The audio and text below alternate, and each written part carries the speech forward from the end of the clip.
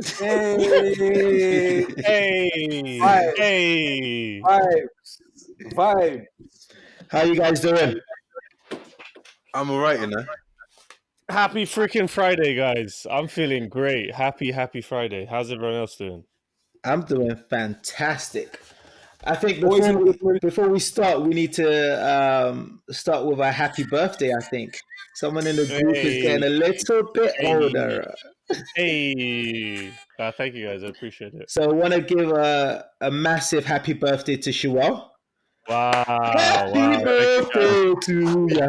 Perfect. Happy birthday to ya! Happy birthday! How you feeling? And we know, and we know Ollie, he won't that's be getting a singing deal, a record deal anytime soon. definitely Ollie, that's probably one of the best and worst happy birthdays I've received Well, I so needed far. some So I auto tune, appreciate it. man. That's how all the artists are That's doing it true. nowadays.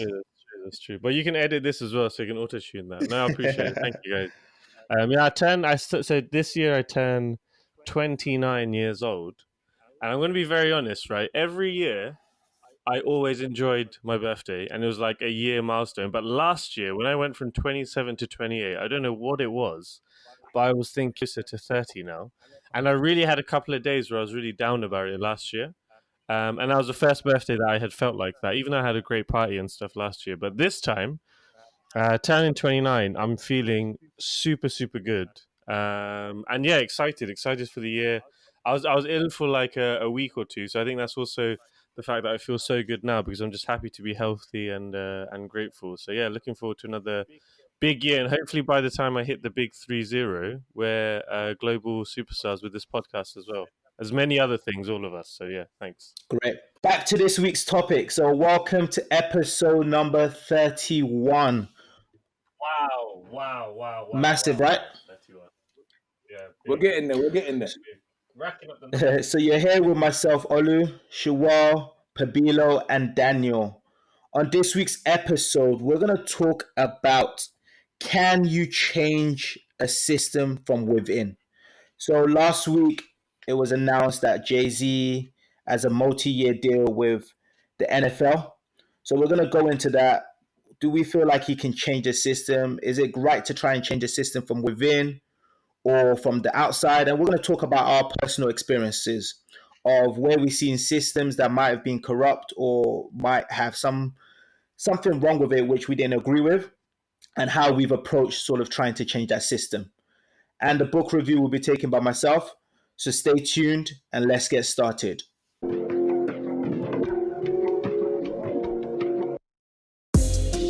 Take off, take flight with you. For we never fly, but we're flying. So, our Jay-Z expert, P, tell us about this deal. What is the deal? Nah, Intel. You're Mr. Deal, Mr. Deal yeah, Maker. What does this deal entail? like Dame Dash said, I'm still waiting on the details of the deal. So until we can properly speak on the deal, he needs to share. He needs to share a bit more as to what it actually entails. But maybe actually, Olu, for the listeners who are listening in who maybe not be aware of Yeah. what the deal was, do you mind just giving like a very short overview of it, and maybe also So, the context as well? yeah, so I can give the context. I can't really give, like P mentioned, the details of the deal. So, a multi-year deal with Jay-Z, Rock Nation, and the NFL. And within this deal is the deal allows sort of Rock Nation to control NFL's music and social justice programs. So it's a partnership, going to be It's going to be a multi-year deal. I'm sure it entails quite a lot of money for Jay Z, but no one has that particular detail. Just in regards to the announcement of the deal, there was a lot of backlash from the black Twitter, black people, black media, just in regards to Jay Z's involvement with the NFL, especially after he had been one of the strong voices against the NFL, telling multiple artists not to perform during the Super Bowl, turning down a Super Bowl opportunity to perform, even having a verse in one of his songs saying, I said no to the Super Bowl. You don't need me. I don't need you, which was such a I think big. I think it was. I think is you need me, and We're I gonna don't need you. post the 'Cause I think lyric up afterwards, and we're gonna see who was right because I'm reading it right now from the Independent. Unless the Independent is I'm wrong. telling you, no, the independent wrong, man. It's you yeah, need me, I 'cause- don't need you. Okay. It's fine. It's fine. But yeah, so that was pretty much it, and that's sort of the background. A lot of people felt like he was sort of stabbing Colin Kaepernick in the back, just because he's been blackballed and he's been a great supporter of the movement, and then to turn around and do this partnership with them. So, what was you guys' first sort of reaction to the announcement when you first heard about it? First thing I said was, "Where's my deal?" What with the NFL? I told you before. Where's my deal? Full stop. But in regards with the NFL, would you have partnered with the NFL? No. I wouldn't mind. I wouldn't mind people speculating about a deal I've done. So I went back to what I was doing in my own life and said, okay, cool. Let me start working on my deals. But your deals are your deals are too small for people to be speculating. That's the problem. Yeah. Today they are. Give me a few years. Or let's say, give us a few years. But no, I think obviously we don't want to spend too much time talking about something we don't really know too much about. But I think ultimately this situation, I think you provided great context, Olu. Time will tell. Time will tell. Actually, how beneficial, how much value that this partnership can bring to the community, to the culture, and then we just go from there. So we see. So it's time will tell, and we'll see. So Daniel, what do you think when you heard about the deal? Not a lot. I'll be honest with you. I didn't think too much of it. I don't really follow NFL or sports NFL like that. So to me, it didn't mean a big major deal. The only things that were highlighted to me were more of how he was perceived as cold-blooded, especially with the situation of Colin. Was it last year or the year before? And that was more negative towards Jay-Z rather than any positive.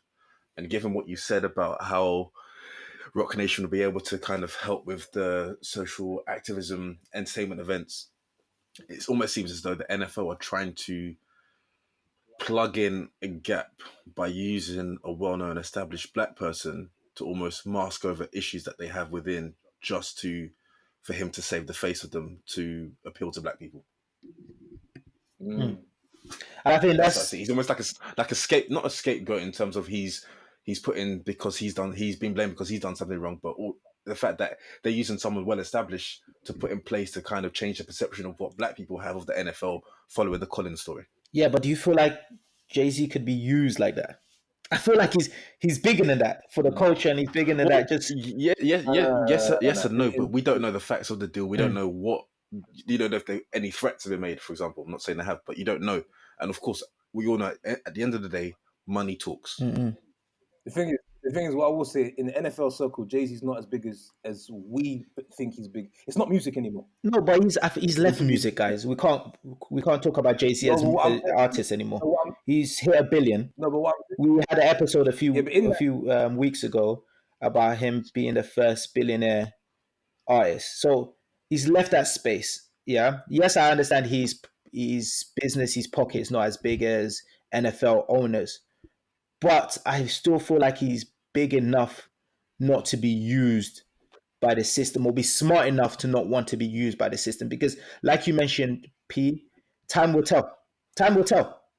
And at the end of the day, if you know you're getting played, time will show, like, okay, you took a deal which meant you were an employee, you didn't have any control, you didn't make any change, and that could impact a lot when it comes to his brand and his future endeavors. My view on the announcement actually is when I saw it, I genuinely thought Jay-Z is a genius, because his track record in terms of the deals that he does, the moves that he makes, he's always consistently 1, 2, 3. You can even say 10 steps ahead of the general public. Like when he launched Tidal, for example, there was a lot of backlash about the prices. When he kind of left Rockefeller and the whole Dame Dash situation, people were saying, "Oh, you can't trust him."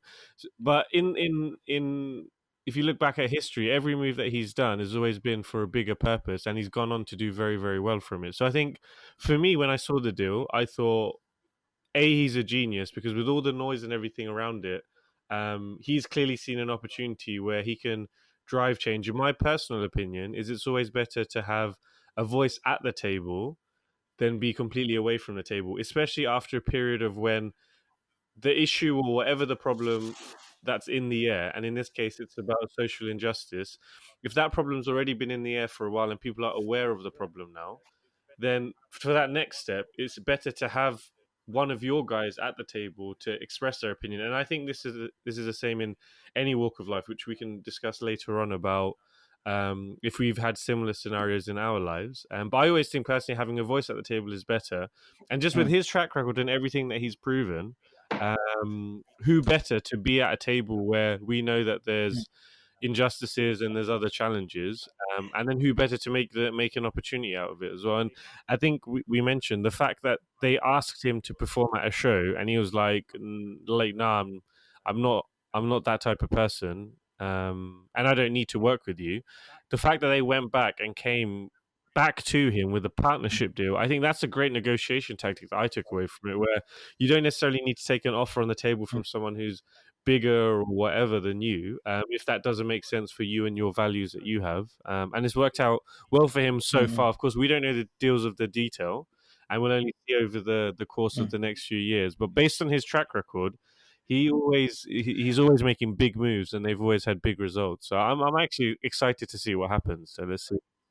And I think, Shuel, just in regards to what you mentioned about his track record, and this is sort of my last point in regards to just the deal, but I think based on his track record, he's earned the right to be given some time to understand what, because like we mentioned, we don't have the details of the deal. We are not able to see what he's got planned or what he's going to achieve in the future. We can't look into the future right now. So based on his track record, I know I watched a documentary with Meek Mill and how was that, by Robert the way? Kraft. Just very quick sidebar. Is that documentary worth watching? Yeah, it's I think 4 or 5 part documentary is really worth watching. It follows Meek's story, but also ties into sort of the injustice within the States. And Jay-Z was able to start an organization for criminal justice reform. And this is something that is not just about getting Meek Mill out, but changing and reforming a lot of the laws around sort of criminals and probation and how long people stay on probations, etc. So I think he's been afforded the right to just wait and see. And you know what? We can hold people accountable. We can hold people accountable based on the results that we see. But before, we can't just now say, hey, he's a sellout. Oh, yeah. Even like some of the people saying, oh, he's a sellout. You can ask the question, what have they done? What have they done to try and change the system? Yeah, exactly. I mean, a lot of them are still watching NFL. A lot of them are still what are they doing to change the system? But someone that's shown that they put their money where their mouth is, they show they put their time and effort to sort of change and support the community, I think we can afford that person some time just to wait and see the results. Yeah.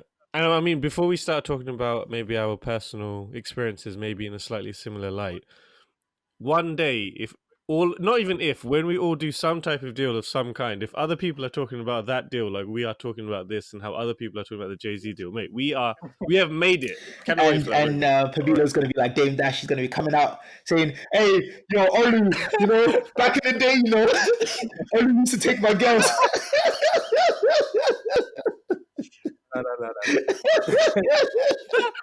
Yeah, Chester is ready to play. He's still laughing. By the way, this laugh is not on a loop. That's what I'm saying. What an ugly laugh. But I can tell you now, yeah. What did he say? He's ugly. No, I said, what an ugly laugh. I said, I can tell you now, I'm not the dame of the group.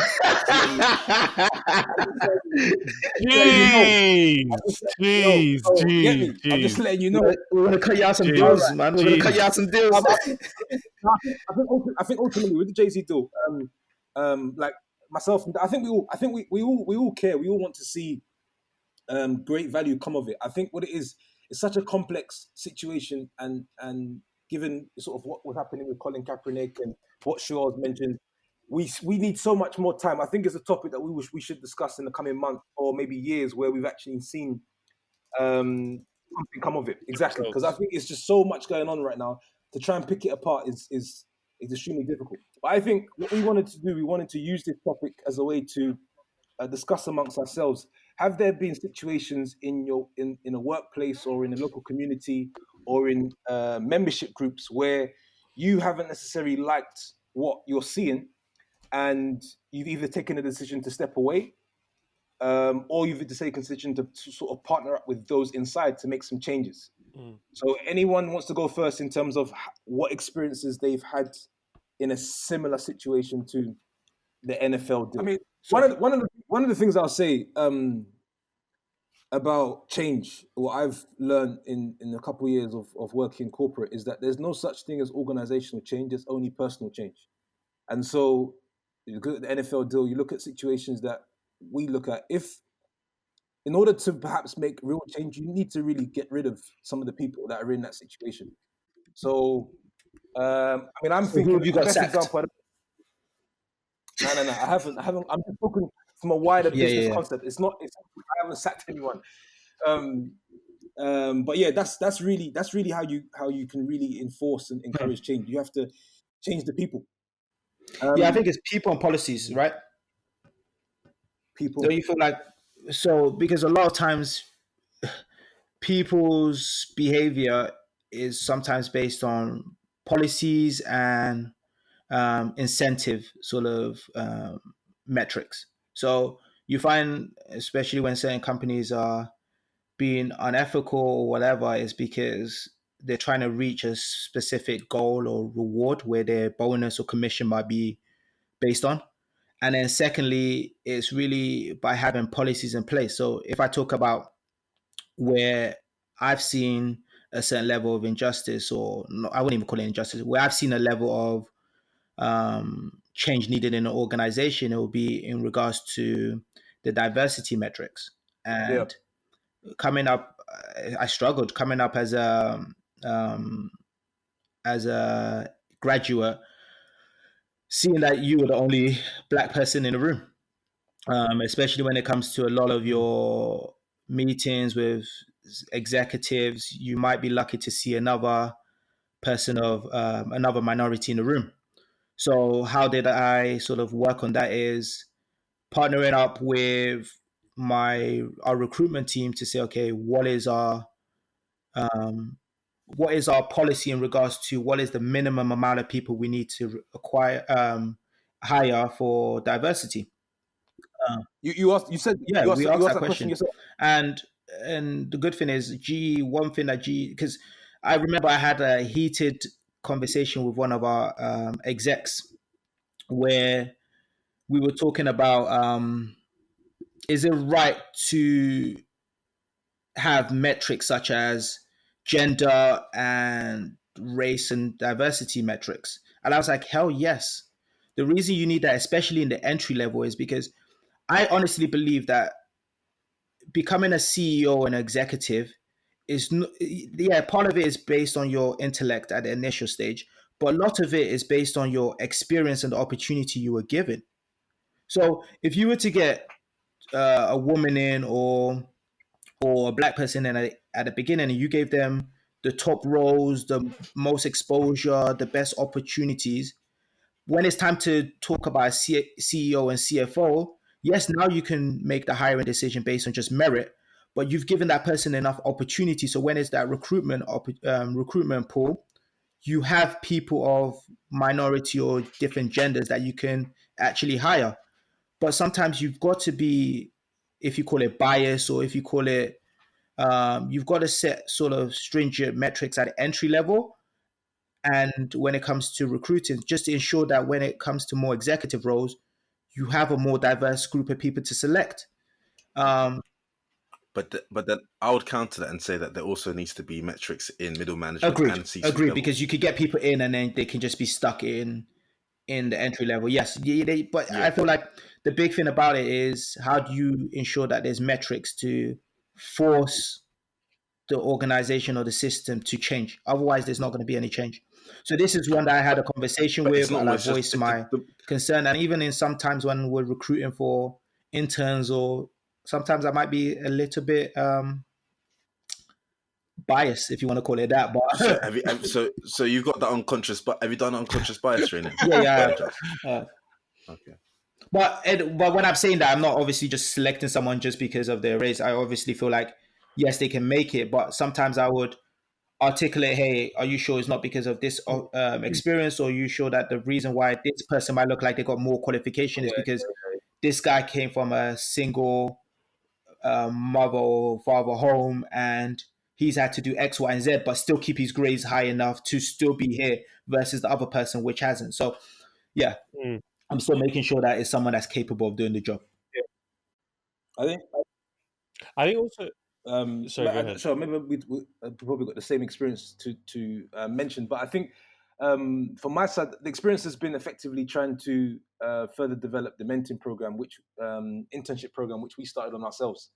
And so one of the things I was thinking about, it's I mean, there certainly wasn't enough graduates on the campus as we would have liked. I mean, there was hardly any, and so actually trying to impact change, if you've experienced it yourself, it's obviously a lot easier than if you're trying to change just because someone has given you that agenda.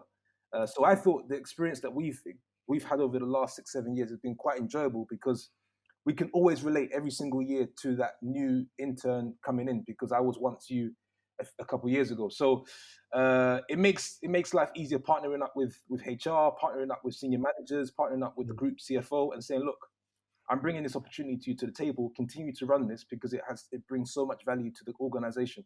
So I think, yeah. So that's probably an example where if you've lived through the challenge itself, it becomes a lot easier to try and navigate that change in that situation. Yeah, I was going to use the same example, P, about the trying to get our company to hire more interns, because when we first joined, the first year that we were there back in 2012, there were only 6 interns, and they told us actually at the beginning that you won't get hired in a permanent position because we only hire people post MBA, and you guys are not as experienced. So basically, make the most of the summer. Then at the end, Pabilo and I found ourselves in the position of getting offered a permanent position. And then once you would transition into a permanent position, I don't think we ever actually had the conversation of, oh, Novartis should hire more interns, but we both kind of worked towards that direction. And I think what Pabilo mentioned, for example, about it's really down to individuals changing. And then Olu, you were saying about the process. And I think another third factor, which is important, is getting the right people to buy into the idea very early on. So Pabilo and I were lucky that during our internship, we met very senior people, and there were 1 or 2 who really connected with us. And these were the guys who were basically the decision makers. And once they, helped and supported us get into a permanent position, they saw firsthand the value of having this internship program. And actually, maybe we don't need to hire everyone post MBA, but we can get people from the UK who have a very diverse background, where they grew up, etc., and make it a success. And since then, we've been fortunate that the senior people listened to us and they helped grow the program. And now we've had over 70 interns come through the doors of the company. We've had a lot of them go on to stay and get professional roles and transition into permanent. I think there's over 10 interns who've been converted into permanent positions now. And that was really down to individual changes, Pabilo said. Olu, the processes, having this real structured internship again and again, year by year, hiring more and more interns, and also the people, because of having that sponsorship very high level and them knowing us on a personal basis, that really helped push through getting more interns every year. And if other people were in doubt about the program, then as long as a person at the top was saying, no, we're going to continue to do this, then it continues to grow. And I saw a lot of parallels with what Jay-Z's doing, because with any type of deal or whatever change you're trying to make, if you can have it directly with the person who's leading that organization, then the speed of change and impact of change can be significantly yeah, because actually bigger. I was going to ask you, sure. I was going to say, let's say we ran this, there was a scenario whereby we wasn't actually getting as much traction as we would have liked with these interns. Would you have decided to have said, okay, I'm going to actually not partner up with Harry or whoever is in charge at the time, develop my own Mm. program and go and try to then force it that way. That Yeah, probably. I think that would have been the better angle to take. And like a slight segue, for example, the pupils to professionals. I remember the first time I pitched this idea to someone in the company who was working in HR. They told me, "Oh, sure, this is a nice idea, but it's not the right time because we've got restructurings going on. We have this going on." And I actually received, I think, 3 or 4 no's from different people until I eventually got to the 5th person who said yes. And then that was something that, again, because I wasn't getting the support from the top of the organization, I kind of tried to implement in my mini way by bringing 2 kids that time, and then it eventually grew into something a lot bigger. But I think that also has a lot of parallels, P, with what you were saying. If they turned around and said, "Actually, guys, you are a very lucky group. We're going to hire you two, but we're probably not going to do this program again," then maybe I think we probably, knowing how we are like, we would have found another way of trying to collaborate with someone somewhere to bring them in. But fortunately for us, they listened and they bought into the concept very early. But yeah. But I think to your point, it is a lot easier. And you said the speed of change is a lot faster if you're able to partner up. If there's let's say that position or acceptance, we're open to listening. We can work together. Yeah. And I think actually that was probably something that we'd agree translates to all aspects of life. If you want to really do more and go further than what you initially thought, it's always better to partner up with other people. So yeah. But what if you, I guess, what would happen if you got, I think you might have mentioned a little, but if you got in and it was like, nah, there's no appetite for change, and you maybe see that whatever you're trying to change is a losing battle. Is it that when you walk away? I'm just trying to think, just in regards to. I think you have to seriously consider walking away and trying to, because the agenda doesn't change, but who you partner up with may change. So your initial thinking of, okay, it's actually going to be, I'm actually going to work with Novartis here and actually try and do this. Oh, you guys aren't interested. You know what? Let me go over the bridge and go work with Roche. Maybe they're able to do this. Because at the end of the day, the people that are coming over from the UK, they just want an opportunity. Whether it's Novartis, Roche, or Syngenta, or Bayer, they really just said, okay, look, can I get an opportunity and potentially work and build my career? So I think definitely there would have been a serious thinking around. If this was our thing, if this was something that you have to think about walking away for sure. Question, because P mentioning that got me thinking. How do you? Because the question I have is, how do you stay passionate about something? Yeah, because even when I connected to Jay-Z, yeah, he's passionate in regards to his criminal reform. He's passionate in terms of justice, social justice. How do you ensure that you are passionate about what you want to change, and how do you find that thing that you want to change versus getting trapped in the, you know what, I'm in a successful position, I'm making money, I'm accelerating my career? How do you ensure that you're always that sort of person that's trying to change and move the pedestal versus just, oh, I just want to sort out my career, chase my dreams? I think you have to have lived it. Yeah, 100%.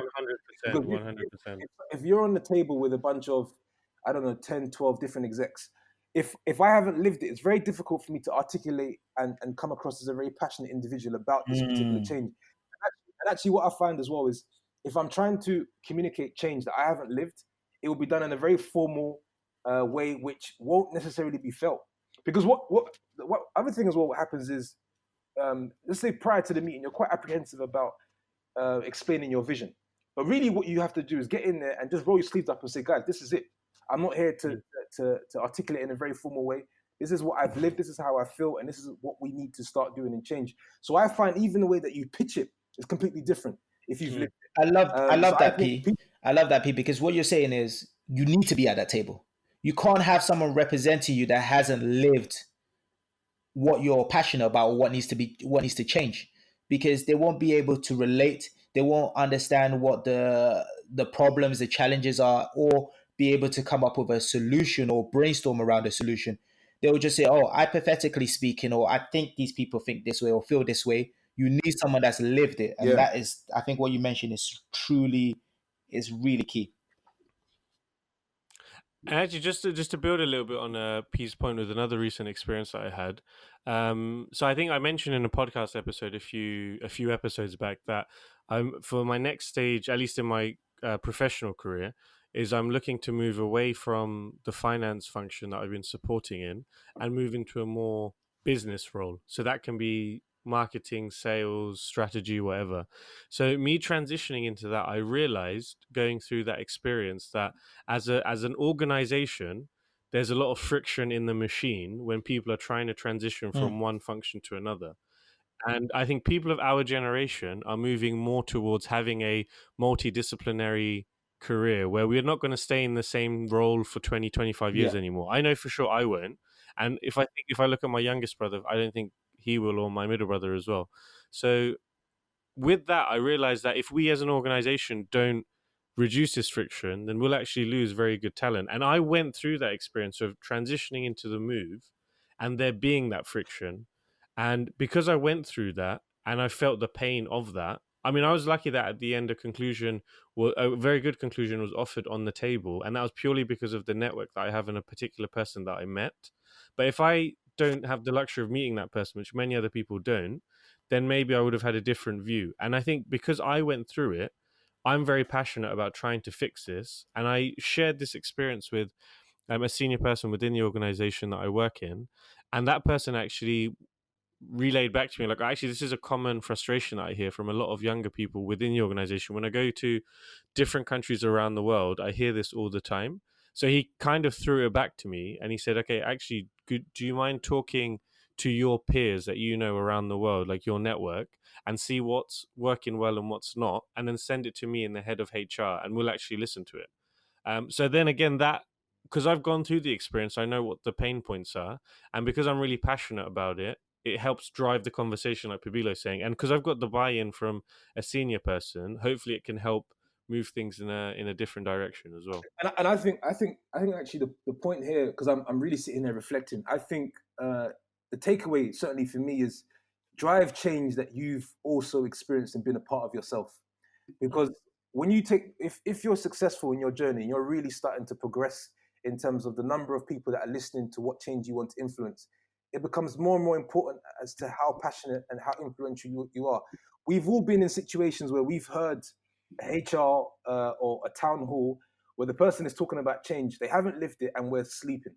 We're switched off, and so it's something. It gets to a point where it becomes you don't even listen to what's been said anymore. It's more about it's been felt. So and another thing, I'd even make an argument. I don't know what you guys think about this. Is that let's say on the topic of let's say diversity in male and female, or diversity in also in the black and brown agenda. I would actually make a case that the executives, which for most corporations are largely white males, they wouldn't know what to do without someone like us on the table helping to understand. Listen, we also have things that we can bring to the table in terms of talent, resources. Let me help you understand what our culture is about, because we can't expect. So at one time I was saying to myself, I can't expect someone who hasn't lived in, let's say, my culture to try and help my culture until I can be in a position to explain to them, this is what it's like, this is what we can do. Does that make sense? Yeah, you need people who've you need people that have kind of walked the journey, right? You have to. Yeah, definitely agree. I think last just as it just popped into my head, the female talent and agenda is significantly changing in our corporation for the better over the last few years, and I'm sure the change came from a female talent stepping up and saying, listen, you need to, what is the agenda first, and what can I do to help actually influence change? So we need to knock on the door, because if we don't, they're just talking amongst themselves, and they don't really, they haven't come from that family, that background, so it's difficult for them to relate. Exactly. Sure. No, fully agree. Daniel, what do you think? No, I completely agree with what you said, to be honest. Especially when people try and make change what they haven't necessarily lived or experienced, it doesn't come across authentic. And that resonates deeply, especially when you're talking about town halls or fireside chats or whatever it may be. You can always see when someone's been very authentic, talking from the heart, or whether someone's talking from a script or a prep talk that they've had as to what they've been told to say. And sometimes you can just see right through it. And something that always stands out to me is people don't care how much you know until they know how much you care. And I think many leaders, not just leaders, but in general, people won't necessarily care about you or the outcome. Sometimes it comes down to the point of, in a corporate world, managers have no choice but to deliver a message. And sometimes they don't believe in it, but they have no choice but to deliver it because it's coming from the top. So no, great guys. I think it's been a really great conversation actually. So Olu, thanks for bringing up the topic of the Jay-Z deal and how he's trying to affect change. And I think we've all given great examples of our kind of mini parallel of what's going on in our lives or what we've experienced and how we've been trying to at least impact change as well. So yeah, I think time will tell. As Pabilo said, let's look at the deal in a year, 2 years, 3 years. But I think with Jay-Z's history and track record, it should end up being a fantastic deal for everyone. So on that, I think it's now time for the book review, which I'll be passing over to Olu. So Olu, go ahead. So for this week, I don't really have a book to review. Daniel, I'm going to do something completely different. Daniel. Normally at this stage, Daniel, you would have been already shouting at me about 20 times. No. The thing is, the reason I'm not shouting yet was because when you did this last time, and it was about potentially talking about discussing when they see us. I changed my tune.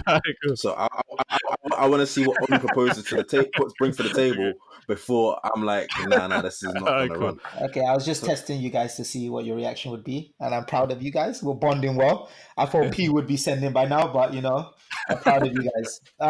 So the book that I read, very short book. It's around 140 pages. Very big font. Go on, say what you want to say. What do you say? Who would the book be suited to? It'll be suited for P. It's P sort of book, but for multiple reasons, not just because of the size of the book. I mean, it used to get to me, but I don't mind because if I tell you why, because if a joke can last this long, I think it says something about, I don't know, whatever. But anyways, doesn't mean it's true. If when I die, they're still talking about PV's 100 books, at least they're saying my name. You know what I'm trying to say? Go ahead. No, but the name of the book is called Sales Revolution. It's by a chap called Neil McCoy-Ward. And I received this book after attending a training session. Attending a training session with one of my business partners in regards to a new property venture that we're doing.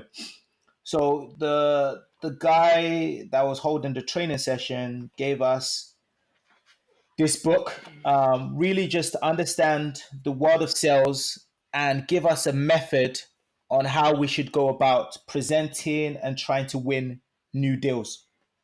So the reason why the book is short, and I like the fact that it's short, is it's really straight to the point. No flapping around, it doesn't give too many examples per se, but it's very basic and just straight to the point. So it's easy for you to take notes whilst reading it and just try to replicate the same method.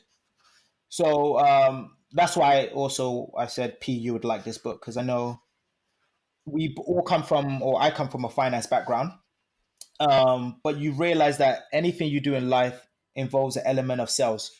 If you're trying to persuade a client or show some sort of financial results and tell a story regarding your results, you need to be able to present it and sell it in a certain way.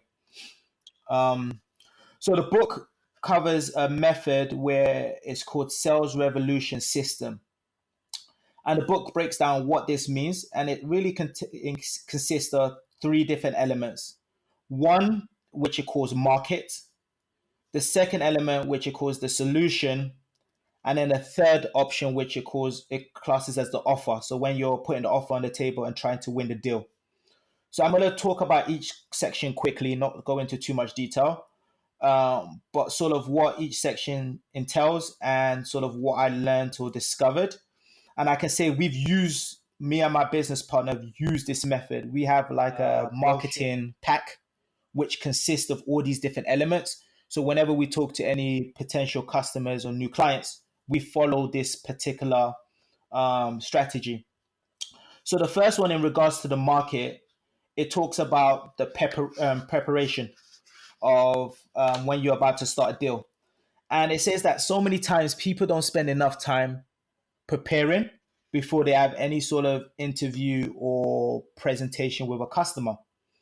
And it's funny because I remember a manager of mine said, why is it that whenever people do presentations or do any sort of work, you spend like 80-90% of your time just crunching the numbers, crunching the data, and you spend 10% of time on what the person that you're presenting to is going to see, like the output. And he's like, you need to spend a lot of time on your output, the messaging, and the preparation before you present anything, because that's really key. So this talks about one, when you're having a meeting, confirming the appointment, researching the person that you're doing the deal with. So understand who they are, what previous deals they've done, why they're calling you, all these different informations around preparation. Then the next element is around building a bond. So it talks about a lot of times people do deals with people they trust. So when someone comes to you, they normally know that they need your services or what you're offering. So they're really trying to understand, are you someone that they trust? So it's how do you build a bond with a potential customer? And it talks about sort of the brain and reptilian part of your brain, about like the flight, the fight, and the feed sort of responsibilities. And it talks about how do you make sure that you don't trigger the wrong side of a person's brain and ensure that someone trusts you when it comes to a particular deal. Then the next element and the last element within the market part is really the evaluation. So how do you go about collecting all the information you need prior to the meeting? So make sure prior to you talking to someone, and this is really important when you're doing a deal, are you talking to the decision maker? Like so many times you might be having a presentation or presenting to someone and they're like, oh yeah, great, I'm gonna have to speak to this person or this other person, and it dilutes your message. So it always asks you prior to you doing a presentation or talking to someone, confirming that that is the key person that can make the decision. So that's the market stage. The next stage is around the solution. So before you go into the solution, it tells you to unearth the problem. Why is the person coming to you? So a lot of times people just have a standard presentation and don't cater it or tailor it to the person that they're presenting to. So it starts by saying, can you unearth what the person's problems are? So why does the person want your service? Is it because of price? Is it because of service? Is it because of the inefficiency that they previously were getting, high maintenance? What is the reason they want your service? Then the next element is what they class as your debut. So you just pretty much present your solution to the person. But obviously, when you're presenting your solution, you're trying to cater to the challenges in which they're facing. So always try to answer and provide solutions for the challenges. And then before you move on, and this part is one I really like, is regarding the feedback. So you ask your person, hey, based on all the information I've told you, would you take this deal? Like, and tell me why you would take this deal and why you wouldn't take this deal. Yeah. So at that time, you really want to get the why they would take the deal. You have like 5-6 bullet points. You get a pen and paper down with your customer and write the why. And then you have the why not. And then you don't move forward until you resolve the why not. Because a lot of times when it comes to sales, you just need to show the person that you're adding some sort of value, adding an element of value to them. And then last one, but I'm not going to go to too much of the details, is really around the offer. So you talk about the economics of the offer, you talk about the marketplace, and then you just try and sign a deal and get a deal with a customer. And when you get a deal with a customer, you try to show them what the different options are. So you say why your solution is better than their current state or any other competitors that you might have in the industry.